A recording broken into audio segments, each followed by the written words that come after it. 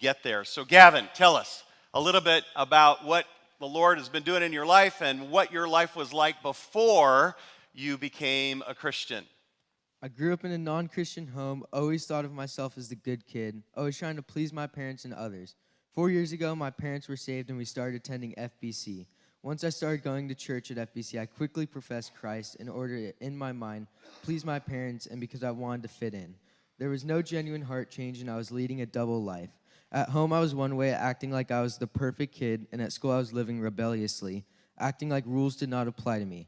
I would lie to my parents and would do things behind their back I knew that they didn't want me to do, such as creating a secret Instagram account, cussing at school, and hanging out with bad friends. Whenever kids at school would ask me about church, I would tell them that I was forced to go by my parents and that I would tell them that I did not want anything to do with it. I was lustful towards girls and would always try to flirt with them, trying to get them to like me because I thought that would make me happy if they did. I heard the gospel at church and listened to all the messages, but I had a false belief that I was a good person. So then how did the Lord take that rebellious heart? Sounds very familiar to me. So honest. Just sounds very familiar to me. Yes. Yeah. Okay. So you're telling my testimony, okay, bro? So then how did the Lord crack through that and then draw you to himself? God drew me to him at my 8th grade winter camp. I'd heard all the messages, and we spent time in our D groups talking. At the end of our discussion time, my leader, Alex, spoke about how we need to put full reliance on God and about how on our own it's impossible to live this life in a pleasing way to God, and that it's impossible to battle sin in my life on my own strength.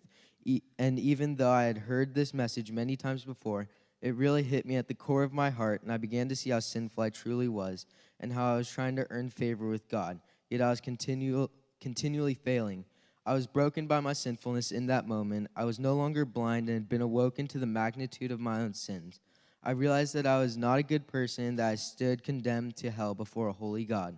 I was a sinner who deserved eternal damnation, yet God chose to save me. I realized that salvation is only through Christ, who paid the price upon the cross with the penalty of death, the price that I deserved to pay. Christ, being 100% God and 100% man, lived a life without sin, died and took the penalty of death upon the cross, and was resurrected so that sinners like myself could one day stand and be judged before a holy God and be set free from the penalty of sin.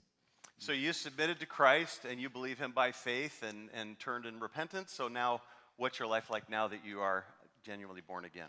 As a believer, my heart now desires to please the Lord in every way. I have a deep thirst to read and commune with God through his written word and prayer. I desire to build relationships with other believers within the church, to serve the Lord with all my heart, and to share the gospel with the lost. I no longer deny Christ to people at school. I am open about my belief and try to share the gospel with others. I now serve in crew and the student band and high school ministry. I desire to live a life that is pleasing to him, and I'm learning how to depend on him moment by moment.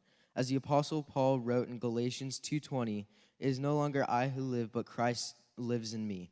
And the life which I now live in the flesh, I live by faith in the Son of God, who loved me and gave himself up for me. Would you encourage Gavin, please? Thanks, brother.